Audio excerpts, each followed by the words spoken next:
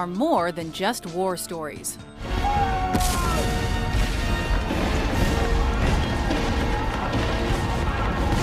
Welcome to WatchMojo.com, and today we're counting down our picks for the top 10 battles in history. As if by signal from the French admiral, the whole van, or at least 7 or 8 of the weathermost ships, opened a fire upon the Victory. Such a fire has scarcely before been directed at a ship. For this list, we're reviewing specific battles in history and not overall wars. These battles can be from any place in the world and from any time in history. Spartans! What is your profession? Number 10. The Battle of Thermopylae.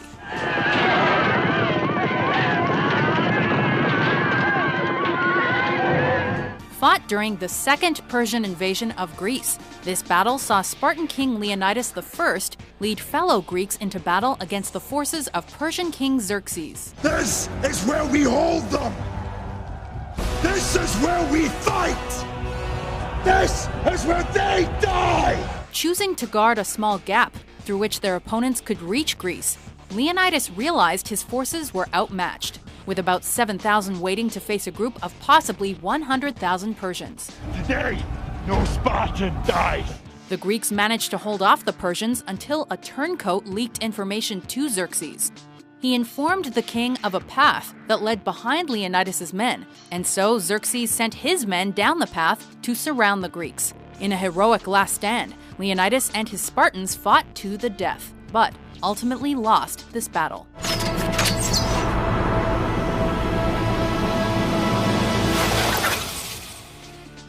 Number 9. The Battle of Tours-Poitiers.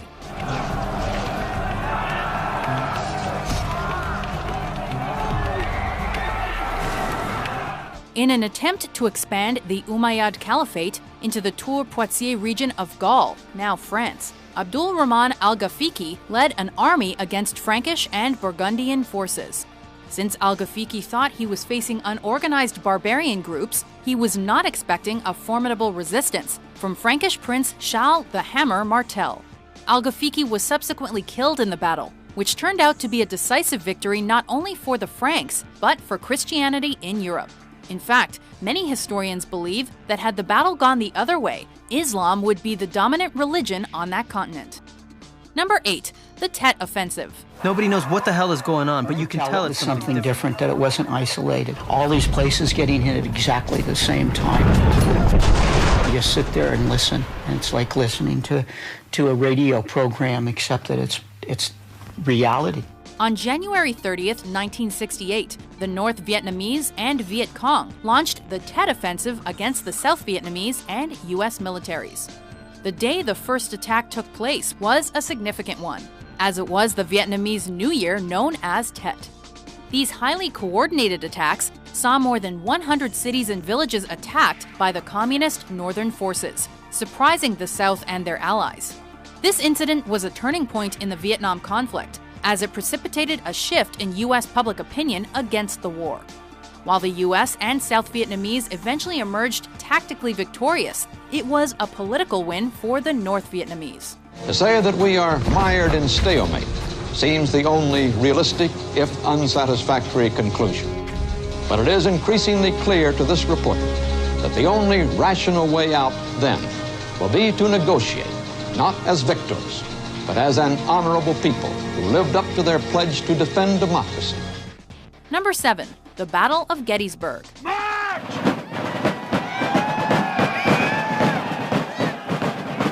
Just as the Battle of Yorktown served to boost the morale of Americans during the Revolution, Gettysburg proved a turning point for the North in the Civil War. I have never yet left the enemy in command of the field. No, sir. Retreat is no longer an option. Intent on invading the Union, Confederate General Robert E. Lee's Army of Northern Virginia surged north and squared off against Union Major General George Meade's Army of the Potomac in Gettysburg, Pennsylvania, between July 1st and 3rd, 1863. While the Confederates initially had the upper hand, they were quickly beaten back. And within these 3 days, this became one of, if not the, bloodiest battle of the entire war.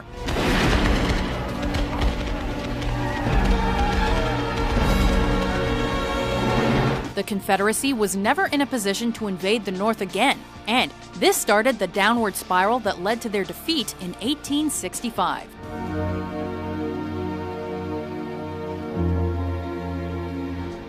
Number 6. The Battle of Trafalgar. There was the fire from above, the fire from below, besides the fire from the deck I was upon. The guns recoiling with violence, reports louder than thunder, the decks heaving and the sides straining. I fancied myself in the infernal regions where every man appeared a devil. British Vice Admiral Horatio Nelson went head-to-head with Napoleonic France and Spain at Cape Trafalgar, Spain on October 21, 1805. With the Brits' 33 ships facing a combined force of 41 ships, the Royal Navy proved their supremacy by taking down 22 of their opponents' ships without losing one of their own. However, the British did lose roughly 500 seamen, including Lord Nelson, who was killed by a French musketeer. The French and Spanish were left with a total of over 3,000 dead and 8,000 imprisoned, 3,000 of whom tragically drowned during a storm after the battle concluded. This was a decisive British victory during the Napoleonic Wars. Nelson toured the HMS Victory before Trafalgar. Yes, but Nelson never returned from Trafalgar, did he? No, but the battle was won. Number 5. The Battle of Cajamarca. Atahualpa is the bastard. He is the son of the sun. He needs no wedded mother. He is God.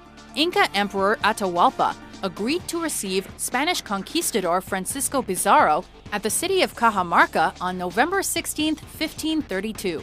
The conquistador arrived to an abandoned city and set a trap with his 106 infantry and 62 cavalrymen, who were armed with 12 firearms, 4 cannons, and a lot of swords.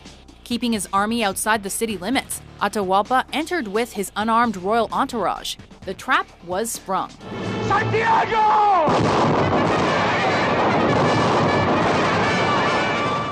Thousands of Incas were massacred, and Pizarro captured Atahualpa, thus bringing one of the largest empires in history to its knees.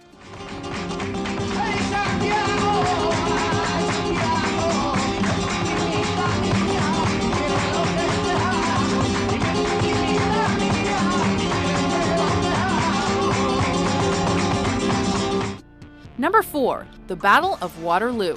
Car je ne m'arrêterai qu'après avoir reconquis le continent qui est légitimement le nôtre.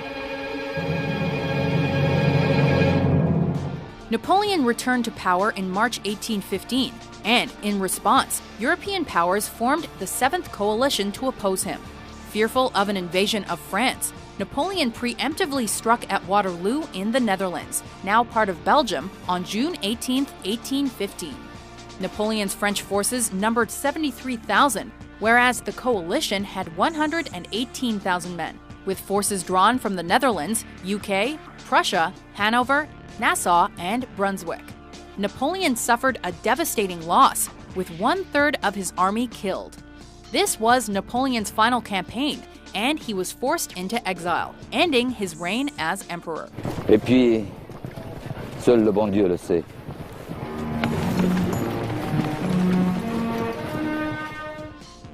Number 3. The Battle of Gaugamela. Conquer your fear! And I promise you, you will conquer death! Alexander the Great was bent on bringing the Achaemenid Empire, known as the First Persian Empire, under his control.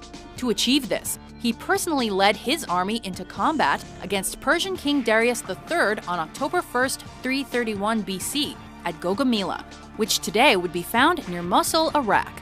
Alexander led a Greek army of roughly 50,000 into battle against a Persian army likely more than double its size, and emerged victorious due to carefully coordinated tactics. This single battle brought Babylon and much of Persia under his immediate control, causing the downfall of the Achaemenid Empire. Alexander! If you chase him, you risk losing your army here! And if we capture him, we gain an empire! Number 2. The Battle of Stalingrad. The one with the rifle shoots! 1 out of 2 gets a rifle! The one without follows him! When the one with the rifle gets killed, the one who is following picks up the rifle and shoots! Nazi Germany invaded Western Russia and came to a standstill at Stalingrad, now Volgograd. The battle began August 23, 1942, and continued until February 2, 1943. And during that time, the Nazis fought Soviet forces throughout the city and targeted civilians. Germany met with early successes, but was ill-equipped for a Russian winter and lacked sufficient rations. The Soviets saw this and pushed the Nazis back, and this became a turning point for the Allies. Potentially the bloodiest battle in history, the Soviets themselves suffered more than 1 million casualties, according to records, but they decisively won the encounter. It is an unforgettable day of hope for our motherland, for the people of the Soviet Union, and for all the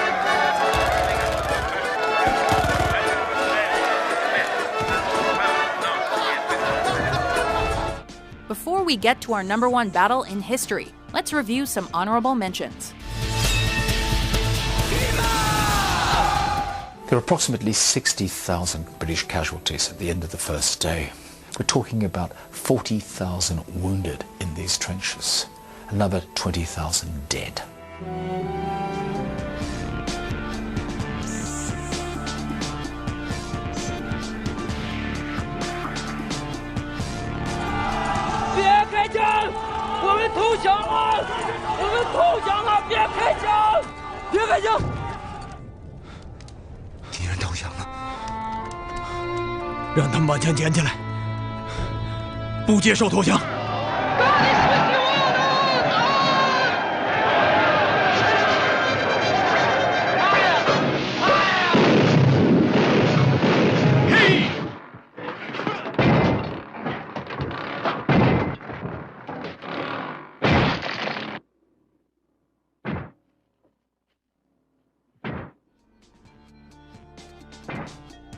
Number 1. The invasion of Normandy.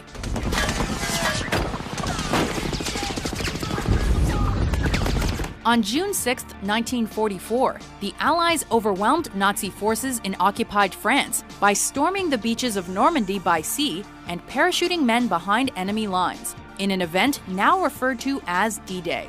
The Allies sent between 130 and 156,000 soldiers on this first day to overwhelm the Nazi forces. After that first day of fighting, the invasion lasted until mid-July. The Allies sent a total of 1.3 million men, whereas the Nazis were only able to send 380,000. In what is still the largest invasion by sea ever, the Allies pushed the Nazis back eastward and thus began the crushing defeat of Germany.